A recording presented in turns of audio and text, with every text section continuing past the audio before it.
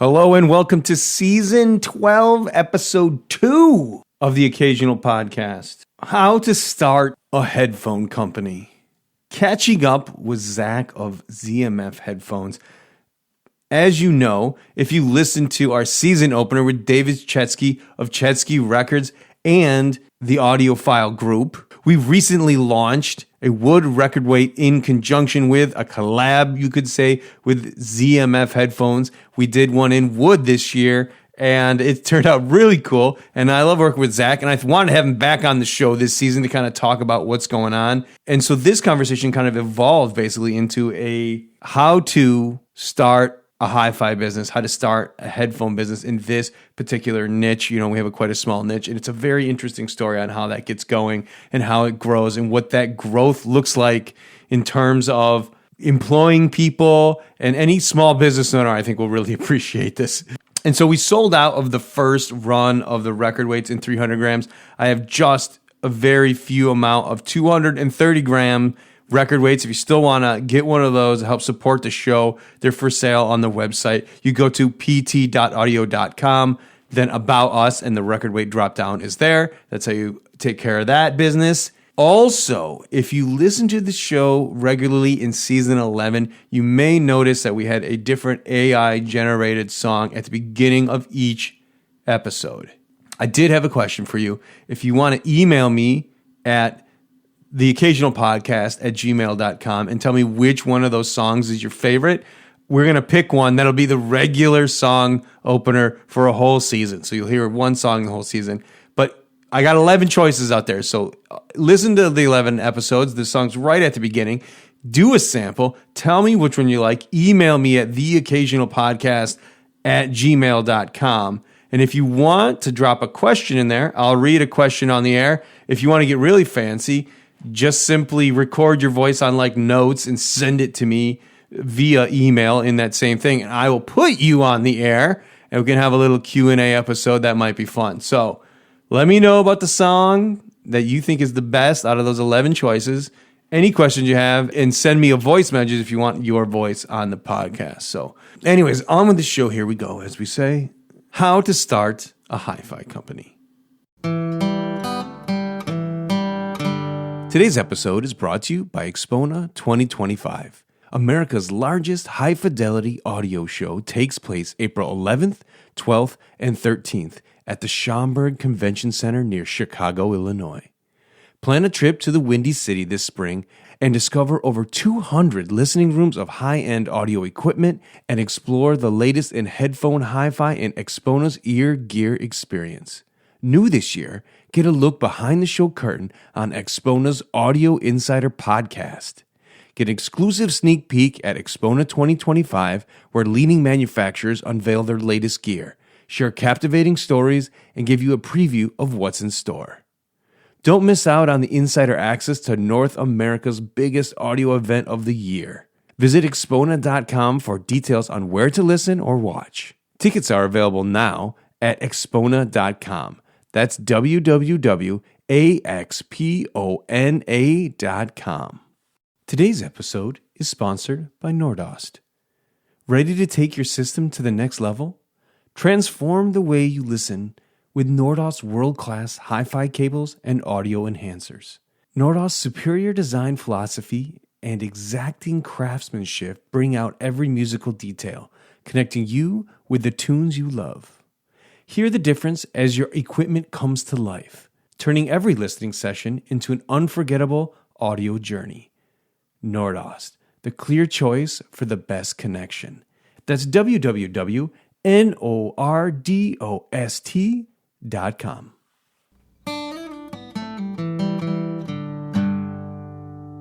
We are here with one of my favorite headphone makers, one of my favorite pals in the business, Zach Mehrbach, back again. I think we've done maybe 2 or maybe 3, but a lot has been going on with Zach in the recent months and maybe year that I thought it was worthy to have him back on to give us an update. So it's very exciting. Zach, how are you doing?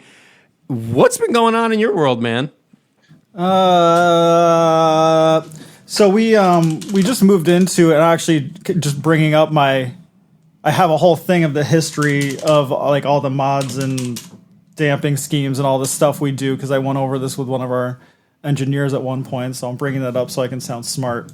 But we just moved into a new building from 3,000 square feet to 8,000 square feet. We have 3 new hires.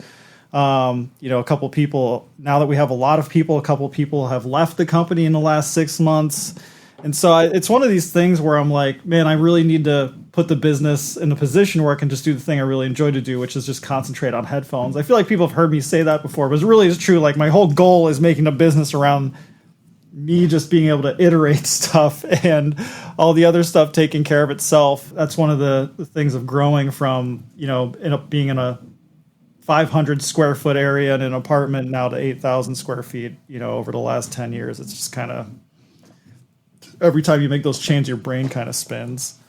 Well, I actually, when I came in town for Expona last year, I got a chance to see the space. The new space looks great, man. You have a little listening area on a balcony, second floor. Is it true that people, if they're super nice to you, might be able to get in there and actually listen to some headphones? Are you guys still working on that space? Is that still going to be an element of the new area? It is, yeah. We're gonna do a day every couple months or something, probably a Saturday, to make it easier for people. Yeah, we want to allow people to come in because it's really hard for people to hear ZMFs unless you go to a show or all this stuff, and it inevitably always happens where we'll have like Can Jam SoCal, and then like 2 days later, someone will email and be like, "Is there anywhere to listen to ZMFs in Southern California?" And I'm like, "Oh no, how do I help this person?" It's unusual. When I first started doing the headphone thing, which was my gateway into the hobby, I was shocked at how few retailers said anything other than Grado. So like Grado was the only audiophile-ish brand available at the time, and then Sony's for production people in Los Angeles. But like any of the stuff you read online, any of the deep headphone state, that wasn't available to listen to. So that's cool. You guys are giving that opportunity. It's cool. You're still based around Chicago. And then the offices there are looking fantastic. I mean, you got all the doohickeys, all the little measurement devices, and I don't know, sanders. What's your biggest tool that you have to do your job, do you think? What's like the most exciting, sexy tool you have? I mean, the most sexy thing or whatever is a robot sander we just implemented this last 6 months, and more or less what happened was our production manager was like, "We're always behind on sanding. How can I get more cups sanded?" And after talking to Nick, our engineer machinist down in our Collinsville workshop where all our CNCs are, we have a bunch of big CNCs, which are fancy, but he implemented this system where we have a universal robot arm that now follows the pathway of a sander, and it's gotten us about 50% faster on sanding, and we're trying to get that last 25%. There's a couple videos I post on YouTube. People can see it. I'll definitely put more videos of it. Not one of these things where we're replacing humans or any human process. You actually really only want each sander to sand once a week, because the random orbital sanders and all that stuff are not really great for your arm to be shaking and vibrating like all day, every day. It actually can cause issues with the nerves in your arms. So we're just, trying to protect the health of our staff by not having them over sand, and having this robot arm has both made us more efficient and saved the health of our staff. So it's pretty cool. It's funny you say that, because I've heard the same thing about those vibrating shavers for the head. Like if barber, like 20 years of that barbers, they develop some type of, I don't know. I find that surprising. But it might be called tennis elbow. There's a name for it. I forget what it is. Maybe I can ask ChatGPT. It's like we're the Joe Rogan show this week. We have like a third person working behind the scenes. Wait, we can just look that up now. That guy that always pulls the video up, he's so fast. He's like sitting there doing nothing until someone needs something. And then boom, it's right there. You're moving into a new space. Do you want to talk about some headphone stuff? Like, I think the new space is cool, but like, what have you made that I haven't heard yet? I forget the last one you reviewed, but I mean, the last couple of years, and I was telling somebody this the other day, that the pandemic was almost a blessing in a way where it let me hunker down and really iterate a lot of things. And I felt like at least for wired headphones, and, maybe at some point we'll have to do wireless headphones. We have nothing imminent, but, we have plans to really make a larger planar dynamic, planar magnetic lineup. And so we'll have more headphones besides the Caldera. We just came out with the Caldera Closed earlier this year. And then we're iterating more headphones like the Bokeh. The Bokeh Open will be released, I think, November 7th or something like that, which is going to be our least expensive wired dynamic driver, and so we're trying to expand the lineup in those two directions. And then next year, we're hoping to have a custom shop come in so people can get more specific with the stuff that they want from us. And, I talk a lot about these new custom things, but what that's going to do is also enable our stock headphones to both be a little less expensive. I'm looking at hopefully at some point making those headphones a little easier to get, maybe a little easier to return as well, to try to help that barrier to entry, so to speak, for the stock models. Because up until now, we've built everything as if it's a custom headphone. But if we dichotomize with our new space into having those two types of production lines, it really helps both of them, coexist. So, and it'll help the customers understand our lineup a little more linearly too. Let's talk a little bit about wood hunting, because I feel like there's beer hunters, there's all types of hunters, but I feel like you have to spend at least some of your time chasing down different varieties of trees, cut down trees. What is that process like for you, and how do you decide on a piece of wood that's right to be made into a headphone? Yeah, I mean, the end piece of wood is very easy to define. It's got to be dried to a certain percentage depending on the species of wood. It's got to be a certain size, and then it has to have characteristics that are hard enough for our CNC machine to cut it. So that's like the very simple part of it. Part of getting the wood, I'm not out there with a saw. I kind of wish, maybe that'd be fun, but I'm not out at like lumberjacking in the forests all across the world. I only use wood that's already imported into the United States by somebody, and all the sites and all the stuff is done for legality. But then it's all about, finding the right person. And the wood world is a lot like the headphone world. I think we all know those headphone brands that have like dealers and distributors. And you're like, what, that distributor bought that $6,000 headphone for like $1,200 and now they're selling it to me for $5,000? It's the same thing in the wood world. There's all these different layers, and my kind of like part of my journey is finding the guy who's the importing guy, who's actually bringing it over on the pallet on a ship or something so that I can go find it. And my recent win, or whatever you want to call it, this year was I found the guy who introduced black and white ebony to the United States. It's a wood that I've always loved making and using into headphones because has a really striking look and it feels really buttery and smooth when you finish it. But I kept buying it and getting this kind of lower quality stuff. And I finally, through just a weird happenstance eBay purchase, found the guy, flew out to Sacramento. He was like, you have to come out now. And I was like, okay, well, I guess I'll go to Sacramento. Went and hung out in his backyard. He had 6 marijuana plants, because I guess you can, or not 6, or 2 or 3. I guess you can grow a certain amount of them there. And I don't smoke weed, so I was like, cool. But it was just a very odd experience just hanging out in this guy's backyard, him telling me the story of the black and white ebony. He's from Laos, where he gets the wood from, but now he's a citizen here. And then I was basically just there all day sorting through like hundreds of board feet of wood, picking out the ones that would work for headphones. And I mean, and it's that case with a lot of our wood is I'll either find the right person, and if I have to, I'll fly out and go see them. Because, a lot of this stuff is not used for, you can't make a couch or a table out of black and white ebony that's like $140 a board foot. I mean, who wants a $7,000 black and white ebony table? But fortunately, we can use it for headphones.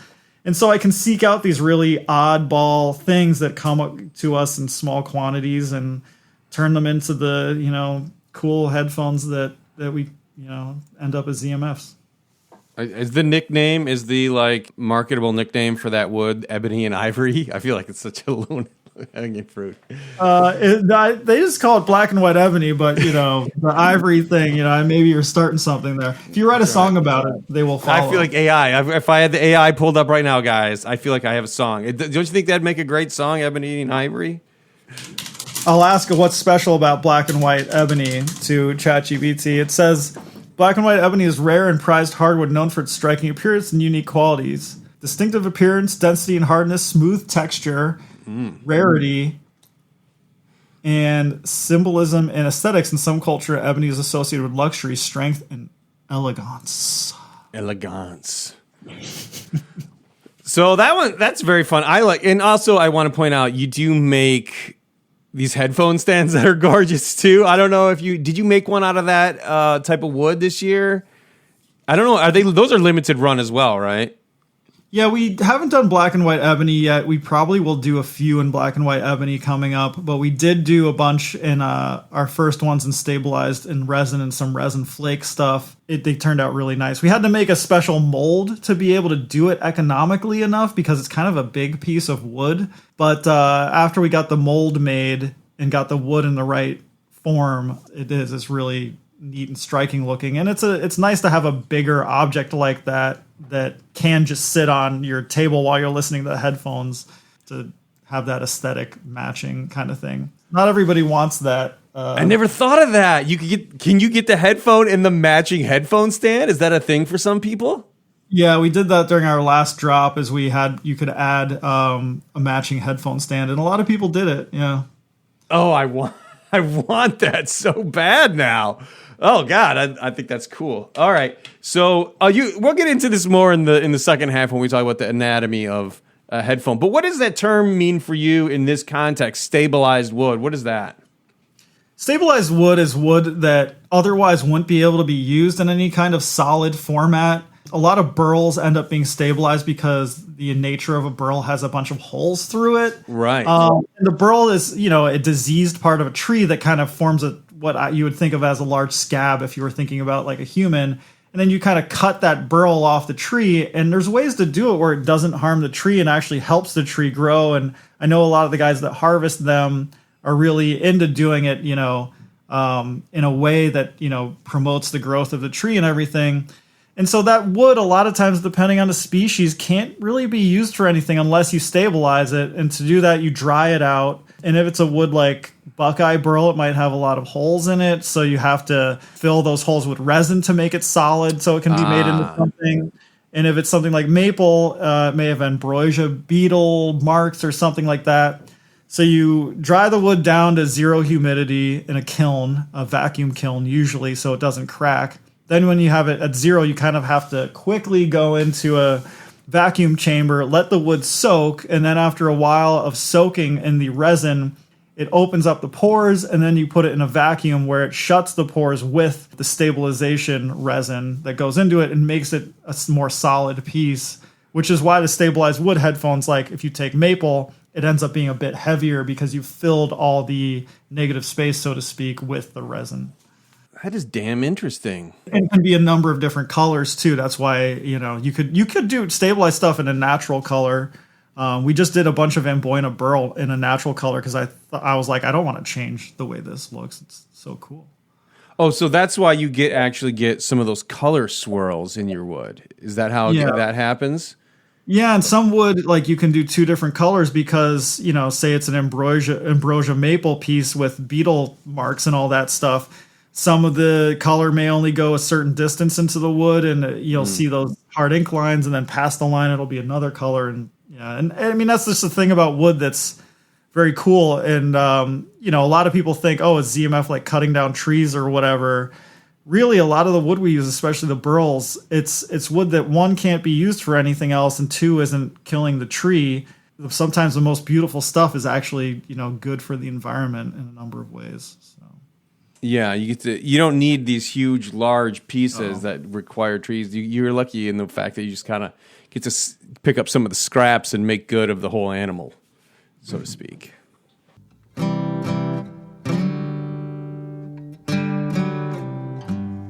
Today's episode is sponsored by Shit Audio. Shit Audio designs and builds audio components in Texas. Based in San Antonio and Corpus Christi, their wide line of amps, DACs, and audio accessories fit any budget, starting at $49. For a full rundown of all their products, visit shit.com. That's SCHIIT.com. Tired of audio reviews that sound like they were written by robots? Us too. For the last 15 years, Part-Time Audiophile has been an open revolt against boring. And this year, we're doubling down. We have a brand new look and a brand new name, but the same old attitude. Find us at pt.audio for all your turntable throwdowns and amplifier face-offs. Great sound meets good times at pt.audio.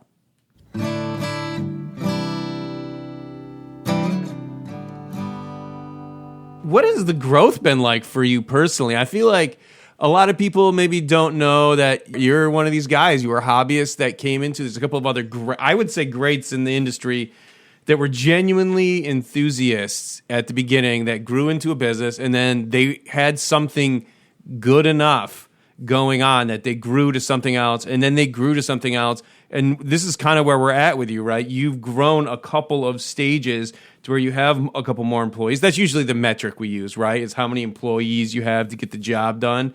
But like, what's that been like for you? Like, what stage are you at? And ultimately, where do you want to, I mean, there's no stopping, but like, is there some type of goalpost you have at least down for yourself and the business? Yeah, I mean, it's we actually are having somebody audit the business right now because it's at that point where I'm like, we really need to get super organized, and efficient and process oriented, or, we're going to hit a place where, we just kind of stall out and we're going to be not doing things in an efficient manner, and it'll become less about the headphones and more about fixing things.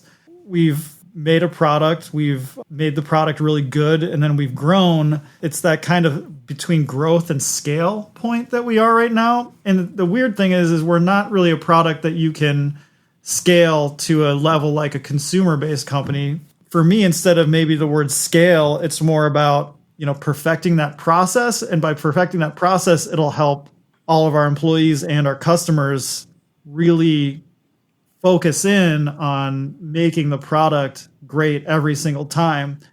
And I think that's kind of the thing where we get stuck on, and why our customers have to wait so long, is that, we'll never send something out that's not perfect. And even if it has to go back through a couple stages, we just want to make sure that it ends up perfect in the most efficient way possible. Speaking about the growth part, I mean, I don't know. There was another modder out there who was, this happens sometimes where guys will, there's this company in China, I think it's called like Chitty's Store or something, that sells stuff on AliExpress. And like their rods especially are like exact copies of ours. And at one point I actually bought a stabilized Verite closed copy they had made, which I don't see on their store anymore. But I just saw there's a guy on eBay selling Verite closed copies that come from that store. And there's been like 4 or 5 companies that have used this same maker on AliExpress. And one of them was kind of bad-mouthing ZMF in a way where I was like, hey, let's just not talk about each other. We're both doing the same thing, man. Even if, everything's going to be fine. Let's just stay in our corners. And then they wrote me this email back. And it was like, look at you, you big bad wolf, like tearing down the little guy. And I was like, this has really come full circle on me. Because 10, 12 years ago, I was the single guy in a bedroom apartment trying to figure out how to sand wood and all this stuff. And I'm like this beast I've created and, not ruined my life, but definitely made my life more complicated, has just come back and tried to bite my head off, because now this guy who's getting his parts from a company that copies us is telling me I'm a big bad a-hole. And I'm like, isn't this just ironic, this whole situation? And it is very funny at the the Larry David-ness, outwardness of it, of just like how ironic and hero's journey full circle that thing you create will come back and give you a little kiss. Well, there's this very complicated Star Wars documentary I saw that basically said that George Lucas became the thing that his movie was a metaphor that he fought against. Like he became the Empire. Yeah. And I thought that was a stretch, because it basically was like the hardcore fans fighting him on his creative ideas. And I'm like, I don't know. I feel like if you're making the universe, at some point it does become the property of the ether of the people, but the guy who's making the movie still is the guy who makes the decisions. The fans don't make the movie. It's not their skin in the game, but they just love it. I just find that ironic too, because it's like the thing he created end up being, I don't know, somehow a reflection on his persona as they think of him. They don't really know the guy, so I doubt they know what really went on, but they just see what he created and how he behaved externally. But one of the things I was thinking about as you were talking was I did see this interview with Steve Jobs once, who said there's like making the phones and then there's running the business. And he said, oh, you can learn the business end super easy. The business is super easy. The hard part is making this great thing that people love. Where do you fall in those two camps? Is running the business really easy, or is that harder than what you imagined? Or is making the headphone, the product, much harder than running the business? Do you feel like that there's a balance there? Yeah, I mean, there's definitely a dichotomy there. And I think there's this, like, you meet other business owners and you can all kind of rally around the same thing. And I think where it's easy is that, like, you know, I can meet a business owner that owns a corner store, or someone who's making different flavored marshmallows, all the way to another audio headphone person. And all, like, businesses are pretty much similar in that they face similar problems of where are you getting your parts, your cost of goods sold. Like, you look at the financial parts, like, it's all numbers, and there's people, you can go to school for it, and you can hire people who have economics degrees, and you could probably plug them into many businesses and they'll tell you, look at those pieces of paper and tell you where you need to fix things. I mean, any of us who have watched Shark Tank know they want to know all these specific things. And so thinking about it that way, business is easy, but then going through the changes that a startup goes through, from me working in my apartment to now being in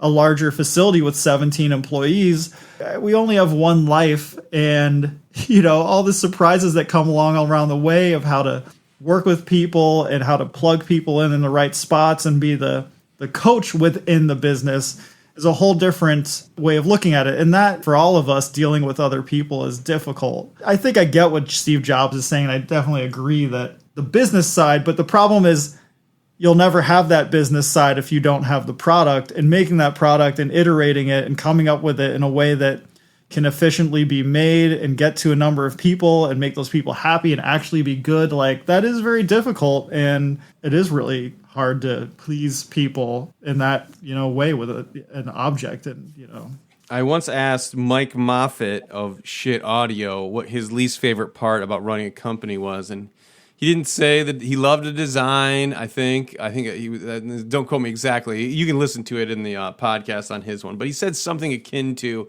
the idea that Phil doesn't want to sit next to Sally is the most fatiguing part about running a business, dealing with for him, dealing with like the conflicts between the personnel. That was his thing. And I always thought that was really interesting, because I do hear that come up. A lot of people who I know are in management, and these things, like the interpersonnel conflict becomes like a physical drain or mental drain or emotional drain.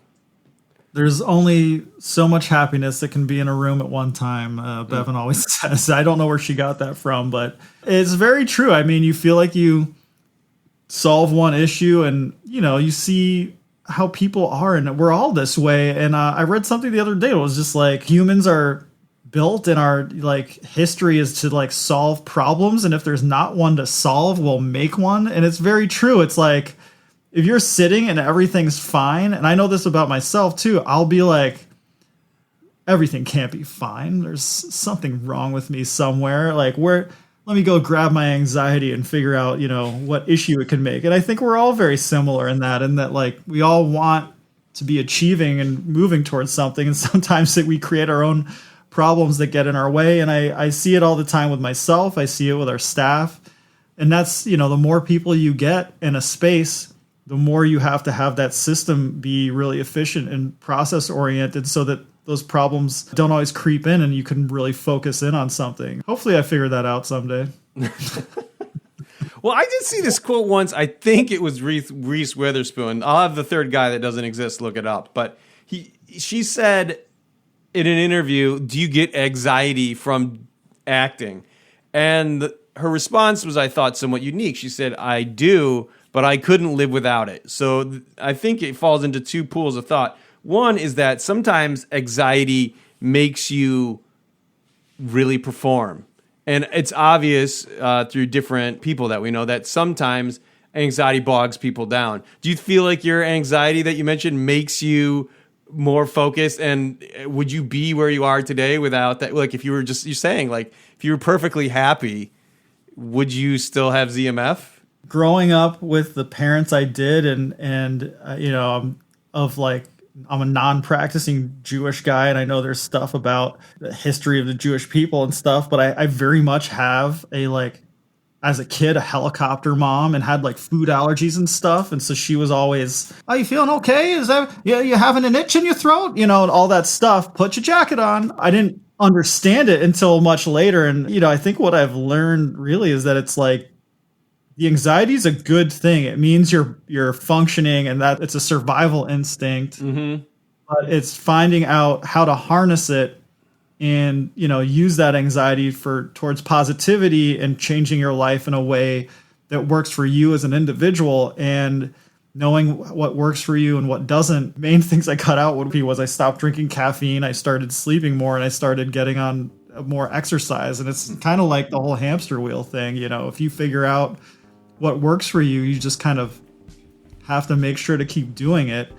And I don't think ZMF would exist without that part of myself, because a lot of that introvert and going away from some of the other things that were going on in my life and going towards a thing that was very secluded and headphones, you know, kind of falling in love with the way that could separate me from the things that made me anxious at the time. So it's an interesting viewpoint.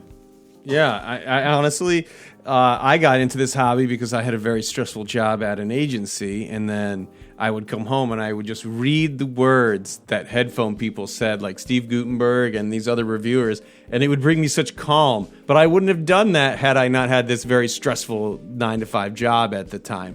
So that's definitely how I got in. A lot of people say now that the death of productivity is like things like video games, things that create an artificial hamster wheel in our head, where there's like a reward system that just kind of plops something down every few minutes or whatever. And that's the death of productivity in real life. So I don't think that playing video games is in and of itself a terrible thing, but I don't think the advent of doom scrolling, as they call it, on the phone, video games, and these artificial little bumps we get is helping anything. But that's just my take. Too much of anything is bad. A little bit to where you understand it, you can be great.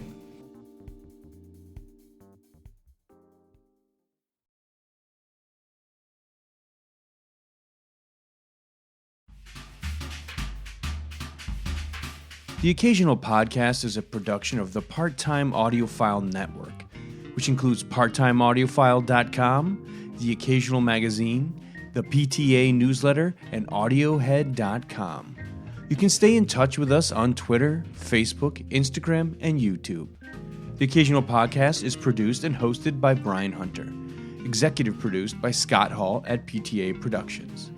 The Occasional Podcast and its original associated music is monitored, mixed, and mastered on the Focal Trio 6 BE studio monitors. AI songs produced by Udio.com. If you haven't already, please subscribe to the Occasional Podcast on iTunes, Google, Spotify, or wherever your favorite podcasts are downloaded.